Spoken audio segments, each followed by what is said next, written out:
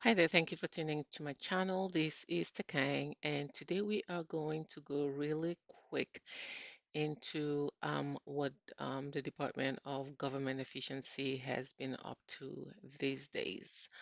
There's been a lot of fear mongering. I've heard some people say, oh, they're cutting back on Medicaid, Medicare, Social Security. But what they're not telling you in the news is that the Medicaid, Medicare, Social Security that they're cutting back is the fraudulent ones that they found. For example, for Social Security, the people 200, 300 years old that are still receiving Social Security.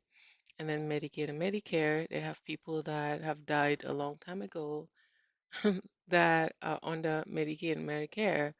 So this they're not telling you the details of the cuts. They're just giving people headlines and saying things like, "Oh, they're cutting back Medicaid, Medicare, Social Security, schools, all the fear mongering." Now let's hear what the Treasury Secretary Scott Bessent has to say when he was interviewed by Brett Barr of Fox. Okay, let's go. This kind of fear mongering doesn't help anybody, but it tells me that people are worried that, that they're part of the waste, fraud, and abuse. And you think there's going to be a ton more? I think when I came in, we all think there's waste, there's abuse. I think there may be some real fraud here, Brett. This kind of fear. I think there might be some real fraud here, Brett. So, based on what he's saying, it looks like we're going to be seeing a lot more being uncovered. And we are hearing some really strange places where they're spending our tax dollars, you know, basket weaving in some strange country. I mean, we already heard about condoms in Afghanistan and other projects and funding in Mozambique and Indonesia. And I don't know if he's saying that there's much more to uncover. I can only imagine what else we're going to hear in the coming weeks. Now, the concept of reducing waste is not new at all. Governments have long created agencies, commissions, and initiatives to cut waste, streamline operations, and make public services more effective. For example, the Government Accountability Office, the GAO, in the US audits government spending and efficiency. Now, various reinventing government initiatives, for example, under Bill Clinton and under President Trump, aim to cut red tape and improve performance. And many states and local governments have efficiency task forces to reduce bureaucracy. So this is not a new concept. Now let's hear what President Obama had to say during his days in office regarding budget cuts. Everyone knows that getting rid of the deficit will require some tough decisions. And that includes cutting back on billions of dollars in programs that a lot of people care about. But Oh, what should be easy is getting rid of the pointless waste and stupid spending that doesn't benefit anybody. Waste we should be getting rid of, even if we didn't have a deficit. Sure, some of these cuts aren't that big, but no amount of waste is acceptable. Not when it's your money. Not at a time when so many Americans are already cutting back. Just as families are living within their means, government should too. Did you know the federal government pays for a website devoted to a folk music ensemble made up of forest rangers? They're called the Fiddlin' Foresters. I'll put their music on my iPod, but I'm not paying for their website, and they're oh, Mister, I don't want my tax dollars going to buy condoms for people in Afghanistan. And I don't want my dollars going for basket weaving in Indonesia either. Okay? hundreds of similar sites that we should consolidate or just get rid of. By the way, you're not only paying for websites no one needs, you're paying for thousands of buildings all across the country no one uses. For the last decade, the government's owned a massive and completely empty warehouse in the middle of Brooklyn. Voila. Remember when Elon told us there are buildings in DC that your tax dollars are paying for? but there's no one in the office. No one's working in those buildings, but your tax dollars are paying. And Elon also exposed a software that your tax dollars are paying for that has never been used. Who's paying for this?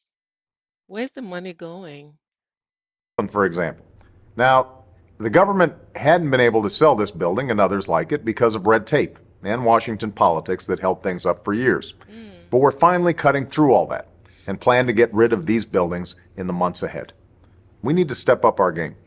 We need to go after every dime. We need to make government work for you. That's why, starting today, I've asked the Vice President to lead a renewed effort to hunt down misspent tax dollars in every agency and department of this government. We're calling it the Campaign to Cut Waste. And I know Joe We are calling it the campaign to cut waste. Does that sound like DOGE to you? is the right man to lead it, because nobody messes with Joe.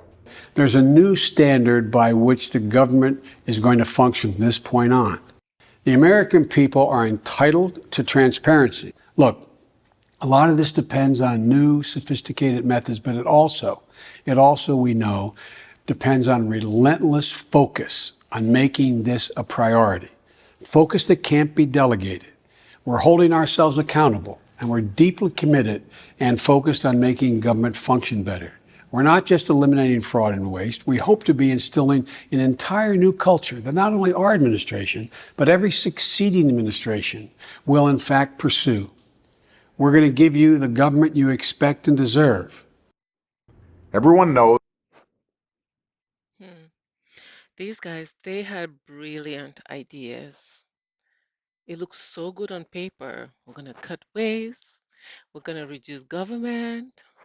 We're going to, brilliant ideas, but they just did not follow through them. Now we have a sitting president that is very transparent. He is signing documents right in front of us. He is telling us everything he's doing. Even his cabinet is coming back and reporting to we the people. I don't know what happened to these people. You know, I just know those faceless, unelected bureaucrats infiltrated this administration and messed up everything, and they let them. All right, now talking about faceless bureaucrats, I came across this post on X, and in this post, as you can see, you have 50 House Democrats posting the exact same thing. Right? Look at this. The exact same thing word for word. Look at that. You see that? All of them. It's it feels like there's just someone out there that some faceless bureaucrat that let me call it faceless unelected bureaucrat that's out there just writes a script, throws it at them. Hey, hey, use this. Go and post this. I want all of you to go out there and throw it out on X. Throw it out to the people. Every one of you. I want to see it on X. Throw it out to the people and just let them know that this is what you stand for. hmm Look at that. Look at that. What are they saying? Mhm. House Democrats stand united for a 4-week funding extension that stops harmful cuts, keeps government open, and allows Congress to reach a bipartisan funding agreement. I am ready to vote today, tomorrow, or Friday to pass a 4-week extension. Now let's keep going. What does the next person say? House Democrats stand united for a 4-week funding extension that stops harmful cuts, keeps government open, and allows Congress to reach a bipartisan funding agreement. My colleagues and I are ready to vote tomorrow, today, or Friday to pass a 4-week. The exact same thing. Can you believe these people? And then it doesn't even take a few hours. Chuck Schumer and a few other Democrats cave. All right, ladies and gentlemen, thank you for joining today. And Hopefully, I can see you again if you like my content, and if this is of value to you, you can give it a thumbs up or you can subscribe to my channel. And I would just encourage you to keep reading, keep listening, and stay informed. Enjoy the rest of your day. Bye bye.